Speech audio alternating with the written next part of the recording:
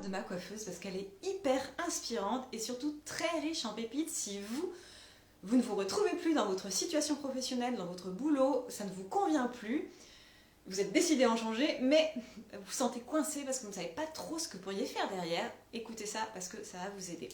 Bonjour à tous, j'espère que vous allez bien. Donc hier, je disais à mon fils que j'avais rendez-vous chez la coiffeuse et il m'a dit « Ah mais au fait, pourquoi elle a voulu être coiffeuse ?» Et je trouvais que sa question elle était intéressante parce que moi je savais qu'elle n'avait pas toujours été coiffeuse, qu'elle avait eu une autre activité professionnelle pendant de nombreuses années, donc je lui ai dit « Je vais lui demander ». Donc, je lui ai demandé. Et donc elle réfléchit, elle me dit ah, mais moi la coiffure ça a toujours été une passion, en fait j'ai toujours aimé toucher les cheveux, couper les cheveux, coiffer. Quand j'étais petite j'avais ma grande sœur qui avait des très très longs cheveux et je lui demandais toujours pour la coiffeuse, je coupais toujours tous les cheveux de mes poupées, je coiffais mon papa, donc ça a toujours été là. Et d'ailleurs j'ai fait les études, les premières études que j'ai faites c'était pour être coiffeuse, mais quand j'ai commencé la coiffure après ça allait pas, ça me convenait pas trop et puis en plus à l'époque c'était une période où on pouvait faire 15 jours d'essai sans être payé, donc j'ai changé, j'ai arrêté, j'ai commencé comme comptable, et puis après en fait, j'ai travaillé pendant très longtemps comme acheteuse dans une boîte à l'international pour différents produits industriels. Et donc elle me dit, voilà, en fait, et j'ai trouvé cette phrase qui était très intéressante, elle me dit, à l'époque, à ce moment-là, j'avais l'impression d'être épanouie, or je n'étais pas épanouie. Et elle me dit, bon, j'ai continué comme ça plusieurs années jusqu'à faire un burn-out. Et après son burn-out, elle me dit, elle a envisagé en fait de changer d'entreprise. Et son mari lui a dit, mais écoute, tu vas faire le même métier, juste dans une autre entreprise, le résultat il va être le même, tu vas finir dans le même état au bout d'un certain nombre de mois. Et c'est là qu'elle s'est dit, mais oui, c'est vrai, en fait, c'est pas ce métier qui est fait pour moi. Et elle avait été accompagnée à l'époque, et en fait, elle s'est rendue compte dans cet accompagnement donc elle a travaillé justement sur qu'est-ce qui l'intéressait, ses dons, ses qualités, ses compétences, et qu'il y avait tout un champ en fait, de créativité qui était une part énorme de sa personne, qui n'était pas du tout exploitée, parce que clairement dans le métier d'acheteuse, il n'y avait pas du tout de part autour de la créativité.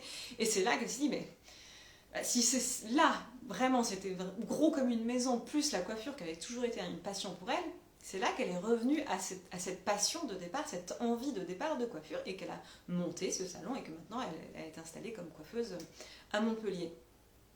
Et je trouve que c'est intéressant parce que ça montre vraiment à quel point en fait on a tous dès le départ au fond de nous un métier qui est là pour nous. Alors quand je dis un métier, je vais quand même préciser, c'est pas on n'a pas forcément tous une passion pour faire un métier comme ici coiffeuse. Ça peut être un métier, peut-être, je veux dire vraiment des métiers au hasard comme chirurgien, vétérinaire, prof, enfin peu importe, ou ça peut être des types d'activités. Par exemple, quelqu'un qui va aimer guider, qui va aimer accompagner, quelqu'un qui va aimer rechercher, analyser, comprendre, quelqu'un qui aime convaincre. Et déjà, ça donne des pistes de métier derrière. Donc, je suis persuadée qu'on a déjà tous au fond de nous ce noyau dur en fait, d'activité professionnelle. Et le problème, en fait, c'est que en grandissant, on l'étouffe petit à petit et on peut vivre en fait dans des environnements qui fait qu'on ne va pas aller écouter ce petit truc qui est au fond de nous. Parce que ça me fait penser à mon ostéopathe l'autre jour d'ailleurs qui me disait moi j'ai eu de la chance, j'ai toujours voulu être ostéopathe et j'ai eu de la chance en fait d'être dans une famille qui m'a toujours poussé à suivre cette voie. Et ce qu'il y a, c'est que parfois en fait on a cette petite voix intérieure pour suivre cette voie. Et c'est juste qu'on ne va pas l'écouter, soit parce que on n'est pas dans un métier, dans un environnement familial qui correspond à ce type d'activité. Par exemple, je vais dire mon exemple, moi je pense que si je m'étais écoutée, peut-être que je serais chirurgien, parce que c'est clairement, oui, c'est un métier qui pourrait me plaire, mais je pense que toute petite, j'ai pu y penser, mais après l'inconscient, t'as dit, bah non, enfin, de toute façon, t'es même pas dans un environnement familial avec des médecins, des chirurgiens, enfin, n'y réfléchis même pas, enfin, je pense que c'est même pas conscient. Et donc, il y a déjà toute une partie, en fait, où l'inconscient dit non, mais le couvercle, parce que c'est pas dans la structure familiale, c'est pas dans l'environnement, c'est pas quelque chose qui se fait. Et puis après, il y a des choses aussi où on ne va pas forcément exploiter en fait, les envies de l'enfant. Je pense, je vais dire un autre exemple un peu bizarre comme ça, mais admettons un enfant qui adore jouer de la musique, dès qu'il voit un instrument, dès qu'il voit de la musique, on sent que ça l'anime et finalement on lui propose toujours un ballon, un autre ballon, un autre ballon. Petit à petit, la musique, elle disparaît et parfois, en fait, on ne se souvient plus de ce qu'on aimait. Ou parfois, on caricature, on dit bon, ok, toi t'es bon en maths, va faire des maths, mais peut-être que on peut être bon en maths sans avoir envie d'aller vers des filières scientifiques. Donc on a vraiment tout un tas de couches en fait, de conditionnements familiaux, sociétaux, de l'éducation aussi, des croyances aussi sur ce qu'on est capable de faire, pas capable de faire. Donc il y a vraiment tout un système de peur aussi qui se met en fait plein de couches comme ça par-dessus, ce qui fait qu'on oublie ce qu'on avait vraiment au fond de nous à l'origine, quelle était notre vraie envie. Et pour moi, je suis convaincue que pour trouver sa voie, pour savoir quel métier, il faut enlever toutes ces couches. Et c'est un petit peu comme ouais, on va dire comme Michel-Ange. Michel-Ange, il disait qu'en fait, dans chaque bloc de pierre, il y a une statue. Et quand on lui a demandé à chaque fois comment il a fait ce chef-d'œuvre de David, là, il dit, mais non, elle était déjà là, moi j'ai rien fait, j'ai juste sculpté. Et pour moi, c'est vraiment ça, en fait. En nous, c'est un peu comme ce David, on a déjà cette voix qui est là, et il y a juste, en fait, à sculpter, à enlever toutes les couches, toutes les croyances, toutes les peurs, les conditionnements, et revenir vraiment au noyau dur, à l'essentiel. Et c'est comme ça que la voie, que le métier qui est fait pour nous apparaît, le ou les types de métiers qui fait pour nous.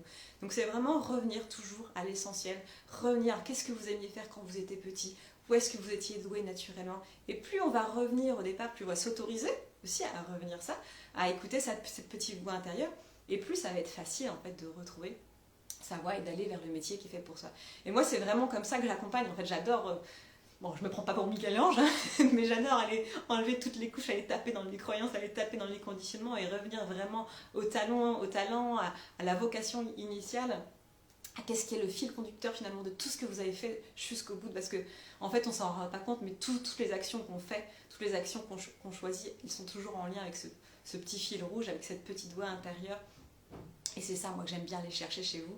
Et c'est ça qu'on va faire dans la première promotion de l'école pour trouver sa voie. Donc si vraiment ça vous dit d'aller enlever, en fait, d'aller enlever toutes ces couches et de revenir au noyau dur de qui vous êtes vraiment, de ce qui est vraiment là au fond de vous, de cette petite voix cette petite voix dans tous les DOIX et DOIE, en fait, sur ce que vous allez vraiment faire, ce que vous avez vraiment envie de faire.